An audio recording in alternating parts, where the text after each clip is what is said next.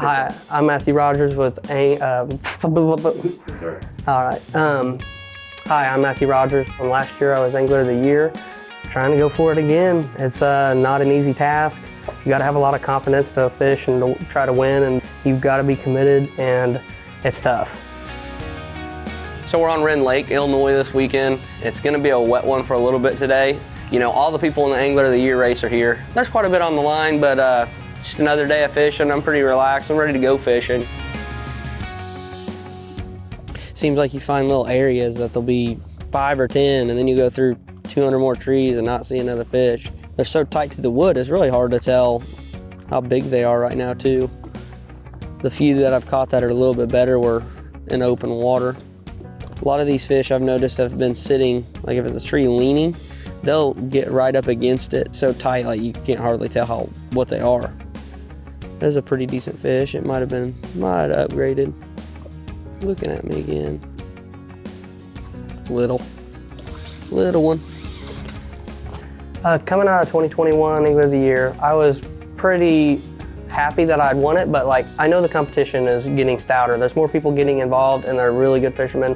So like there's no messing around out there on the water. And I like just having a good time. So I'm trying to balance all my attention into fishing and like trying to have fun at the same time. And like Jason Christie said it pretty much perfect. You can still be out fishing and be trying to win a $10,000 tournament, a $100,000 tournament, and you might not be on fishing. So like there's people that have down years and they don't do as well. There's a lot of stuff that goes and happens in life, and sometimes you are in it and sometimes you're out of it. But when the clock hits 7 o'clock on tournament day, things change. I mean, when you're a competitor and you're there to compete, the feelings of wanting to win are right back there at 7 o'clock. I had a guy offer me a guide trip in return because I won a turkey calling contest when I was 10 years old. I thought he was joking about like he'd take me fishing if I won the turkey calling contest, and he held his word and took me crappie fishing, took me, my dad, and my brother, just took us fishing. I fell in love with it. I can remember almost every spot we were, and that was whenever I was 10 years old. That always sit with me and built a desire to fish. Then of course I was fishing farm ponds with my grandpa and stuff when I was a kid, but like that guy taking me fishing like that is what started it. And then of course life gets in the way and you gotta work. I was 16, dropped out of school a couple times, had some health problems, went back at 18 as a freshman, graduated at 20, started full-time guiding. Thankful for those opportunities. You know, without certain people like J.R. Oldham in my life, and of course my parents, would have never been able to do any of it. And this stuff is hard to do without support. I'm on the Ina side arm, which would be the easternly arm of the lake. I'm starting to kind of dial in my size just a little bit better. It usually takes me several hours every tournament day. Just everything looks a little bit different. The fish might move where they're sitting a little deeper or shallower. And if they're sitting even shallower, then it's harder to tell. They look big, but I'm able to pass up a lot more fish now than I was this morning. Plus, when you first start, you're trying to catch about everything you can and get 7 in the boat. A couple hanging around here. I just thought I seen a pretty decent one. Little one. Sometimes they get behind a tree, and a lot of these fish I'm fishing for are not, you know, real big, so they get on the backside of a tree and it's hard to see them.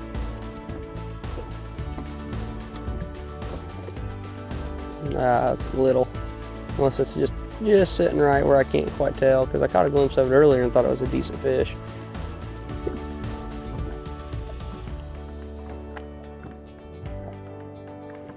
He just never saw it.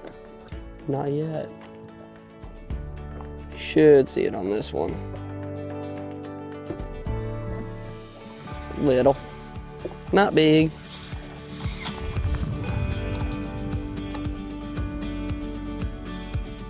You know, everybody that holds the net, like I hope they know, like they're actually super important. I mean, there's a lot of times like this one, I was joking about the fish, you know, pound and a half fish. We don't got to worry about netting them, but there's tournaments that people would not win if they didn't have a net guy.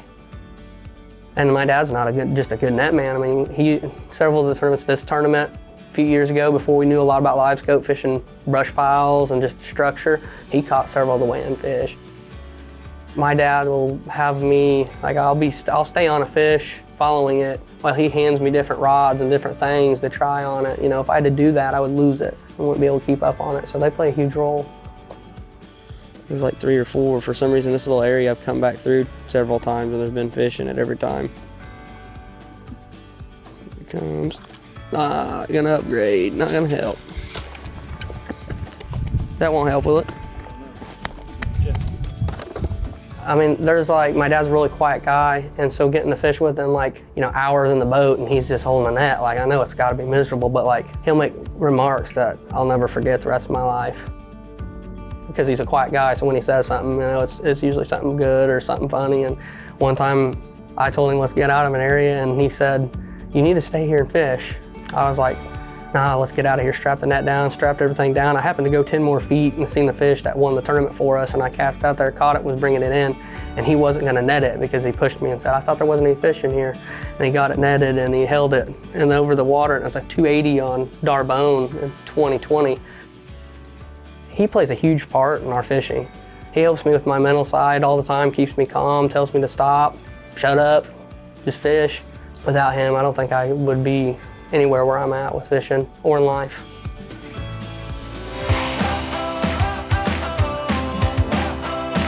They've won about everything you can imagine. Father and son team, Matthew and Bruce Rogers are here.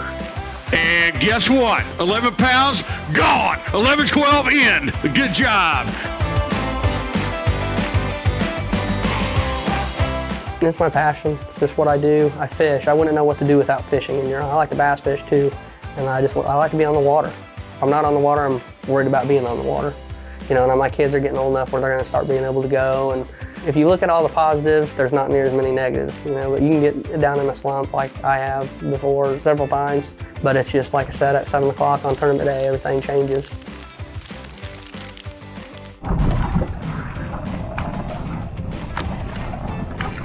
Slip on up here and catch this fish. It's been waiting for me for 20 minutes.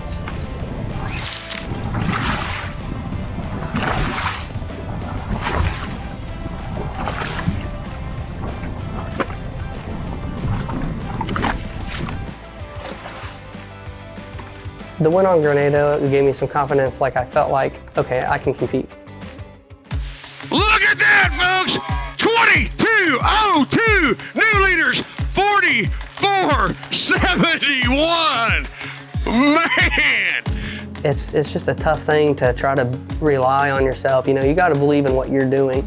You know, some of these people that go on these rampages for years, like Rick Clunn in the bass world and Kevin Van Dam, and like, I'm not comparing myself to those guys because they're unbelievable, and those guys have won like 4 Bassmaster Classics. I'm talking about that confidence that they have. Like, you can get spurts of that. That's when you can go and fish confidently in what you're doing, and it just works. There's a little one. Took a lot to get him to eat though. Nothing any bigger than that in there, so I'm moving on. Oh, I'm gonna start working up this. I started here this morning. It's called it's the Inaside. I don't know what the actual name of the river that comes into it is, but we caught quite a bit. We had the same weight we had yesterday in probably an hour, and so we were doing way better than we did yesterday. It's just now that it's later in the day, the wind's picked up. It's really tough. Everything's been kind of picked through. You know, I'm having to fish a lot of trees that I just see a little speck in that I hope maybe it's a big fish that's so tight in there that somebody else missed it. We go to a lot of the same lakes now. I know people's habits and like who's won and like where they were from where I'd seen them, and like, so that plays a lot of factors in my brain, and like it still always boils down to what you believe in and what you're confident in. It's just a tough battle that you got to find a balance, but time on the water and having confidence and like no distractions, like phone in the box. I don't even, like when I'm focused, I don't drink water all day, I don't do anything. I mean, I'm just up on the front of the boat focused, trying to figure something out. And if you can find a few little things that click, that's usually when they come together, and you know, there's a little luck involved. to win. There's always luck involved, but you can make more things go your way, and you're going to be in favor to win. Here's a little tip for everybody out there. This is something I've went by for a long time. A hair jig, it's natural and it absorbs the water. And that's why the tail, you know, it starts off fluffy and then it gets down to like a needle form.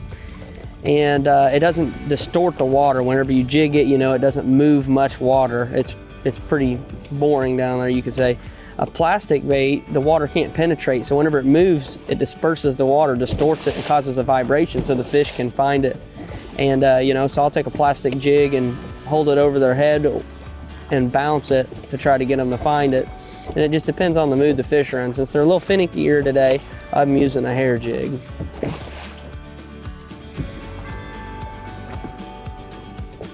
Probably catch this little one. Caught a little one.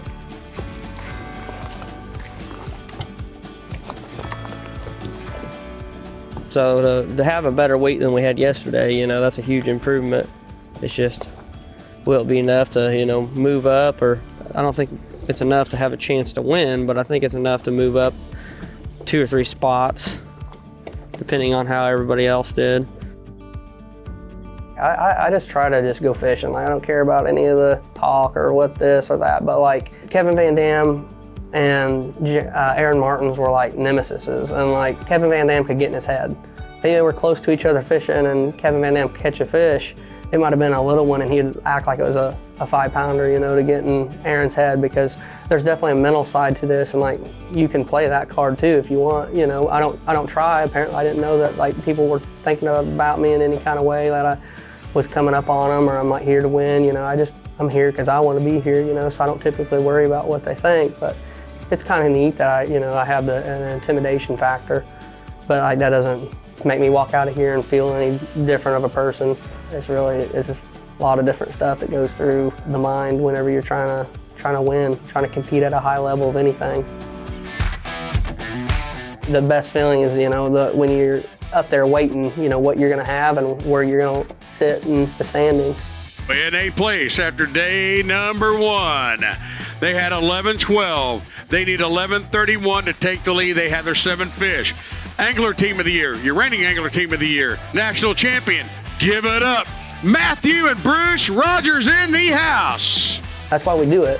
When we show up, we like to compete. I mean, I think that's what keeps the cycle going no matter what. And he's got a load, I can tell you that right now.